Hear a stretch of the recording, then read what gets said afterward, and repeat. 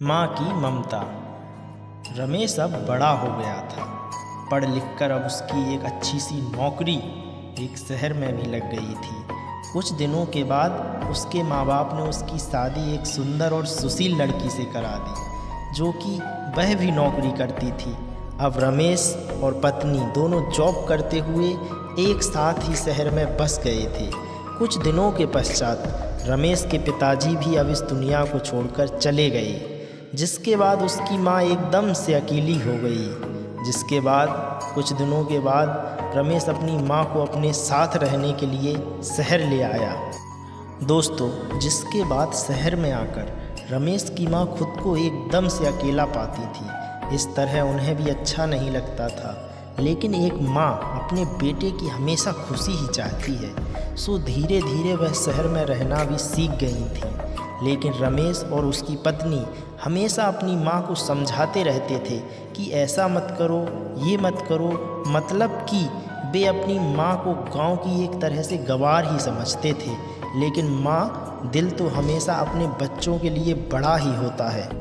सो वे चुपचाप सभी बातें सुनकर हाँ में हाँ मिलाकर रह जाती थीं। एक दिन की बात है, सुबह रमेश की पत्नी को ऑफिस जल्दी जाना था। सो वह सब कुछ जल्दी से तैयार करके रमेश का खाना पैक करके ऑफिस चली गई। फिर इसके बाद रमेश भी जल्दी जल्दी तैयार होकर ऑफिस निकल गया। फिर कुछ समय बाद रमेश की माँ ने देखा कि उसका बेटा तो खाने का लंच बॉक्स तो घर पर ही भूल गया है।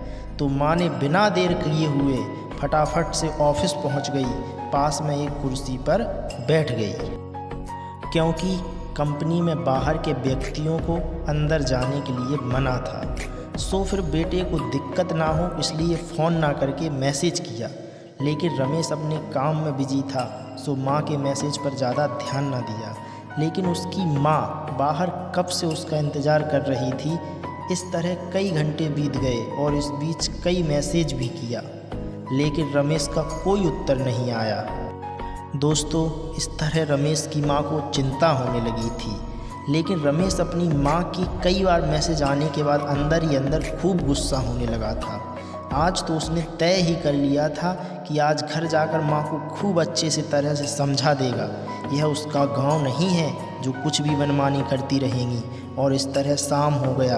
अब रमेश घर जाने के लिए कंपनी बाहर निकला तो देखा उसकी माँ तो यहीं खड़ी है, जिसे देखकर उसका गुस्सा अब तो सातवें आसमान पर था और बिना कुछ पूछे ही अपनी माँ को डांट फटकारने लगा था कि पहले तब घर में खाली बैठे बैठे मैसेज से परेशान करती रहती है और अब तो उसने कंपनी में भी आ गई है।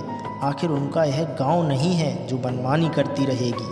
यह सुनकर रमेश की माँ ने खाने का टिफिन रमेश की ओर आगे बढ़ा दिया, जिसे देखकर रमेश को अब समझते हुए देर न लगी कि वह अपना खाना भूल गया था, जिसे माँ ने उसे देने के लिए आई थी।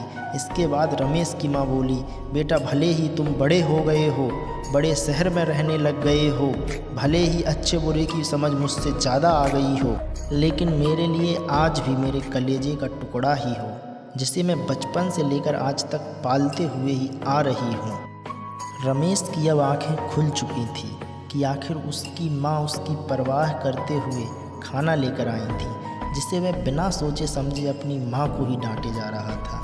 अब वह अपने किए हुए पर बहुत पछतावा हो रहा था, जिसे देखकर माँ ने एक बार फिर उसे अपने गले से लगा लिया।